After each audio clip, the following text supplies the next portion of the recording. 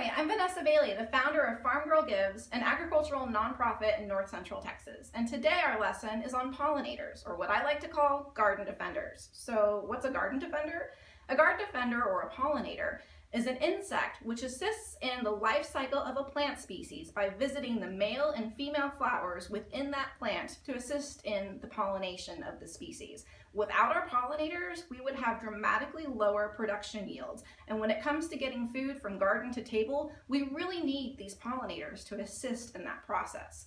I want to speak a little bit more about what different types of pollinators you can expect to find in our region, how we attract them, how we keep them safe, and where to look for them in your own garden or grow space. So the first thing about pollinators is knowing what they are. Pollinators are anything from bees, butterflies, and ladybugs. We have our American Standard ladybug model here. You're probably familiar with seeing her around the garden, and she is easily one of the biggest garden defenders because of her appetite. The American Standard ladybug is a voracious eater, and she is in your garden to eat those pesky aphids which would otherwise destroy your crops. You're probably familiar with how the adult American Standard ladybug looks in your garden. She's pretty hard to miss. However, her babies are not so easy to identify, and honestly, I think they look a little bit more like alligators than ladybugs. The immature nymph stage of the American Standard ladybug looks just like this guy. And if you see him crawling around in your garden, you want to let him stay. He or she will turn into an adult ladybug and assist in the pollination of your crop. But before we get to the nymph stage, there's the egg stage, and this is one that's even harder to find. If you turn over the undersides of your leaves and notice these small yellow egg sacs, leave them be. Those are ladybug babies waiting to hatch to protect your garden and give you more crop yields and a better overall production from your space. But those pretty and fun pollinators aren't the only garden defenders. In North Central Texas, we're blessed to have an active population of bats, wasps, and even ants that still assist in the pollination cycle by visiting the plant from male to female to transfer the pollen. Now that we know who our pollinators are, we need to better understand how we care for them. So the number one step in caring for our pollinators is to make sure that we're not killing them off or discouraging them from visiting our garden. And the number one thing to avoid is any type of insecticide, or especially permethrin sprays. Those are detrimental to our pollinator populations because insecticides don't differentiate between beneficial and invasive species. A spray will globally kill all of the insects in the area and remove your pollinators from assisting you in your garden. To attract pollinators, we want to make sure that we're not only keeping a habitat for them, but that we're actively growing and maintaining a space where they will be encouraged to reproduce so that more and more pollinators will be in our grow space. In Texas, it's important that we have wildflowers that support full season pollen and nectar so that these visiting birds, butterflies, and bees have a source of food adjacent to our grow space.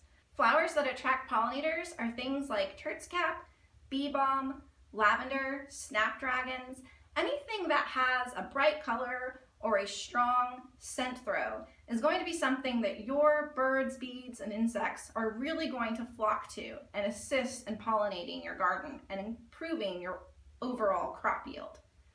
Another thing that you can do to assist in attracting pollinators is creating habitat for them with things like bug hotels. A bug hotel is simply a habitat that you've created so that a pollinator has a home to live and breed. If you're a solitary bee, the happiest thing for you to find is a bug hotel, and we have one right here. You'll notice there's a variable substrate within this little hotel. These cut pieces of bamboo, wood chips, and even cork with holes drilled through it create a little tiny home for your solitary bee or ladybug to create their nest, make more babies, and continue to provide abundant pollination for your grow space. Now that we know what pollinators are, how they defend our gardens, and how to attract and support them, let's move over to our garden so we can show you a living display of what a pollinator garden might look like in your area.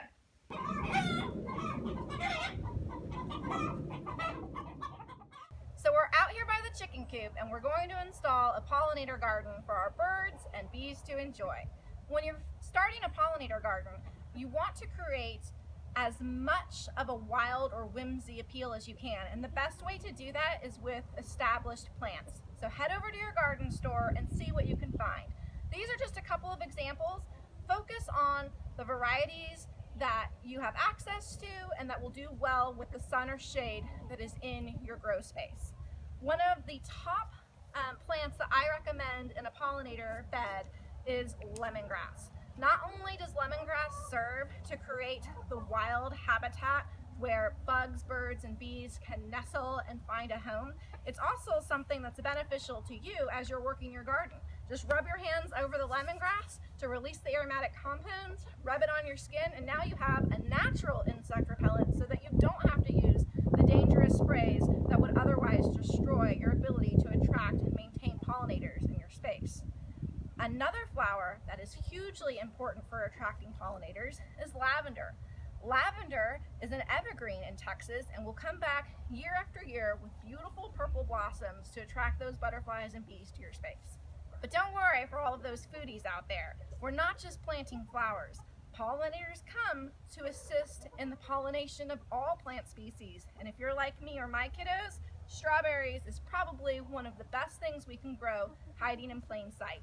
This variety of strawberry will creep and crawl throughout this space, creating a ground cover, which gives additional pockets and homes for our pollinators to nest in, but also will be covered in abundant white and yellow flowers this summer, attracting butterflies, bees, and even bats to enjoy the nectar and pollen it provides.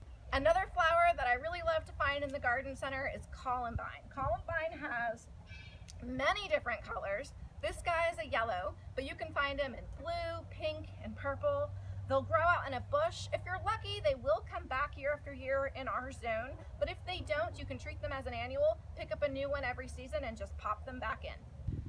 We've covered a lot about attracting bees and butterflies, but what about our birds? If you want to attract the hummingbird, who's also a voracious visitor of flowers for the nectar they provide and assists in pollination from traveling from flower to flower, there's nothing better than the beard tongue. The beard tongue presents a bushy habitat with bright purple flowers and foliage that really creates an abundant source of habitat for our hummingbirds and all of the pollinators that will assist in our pollinator garden.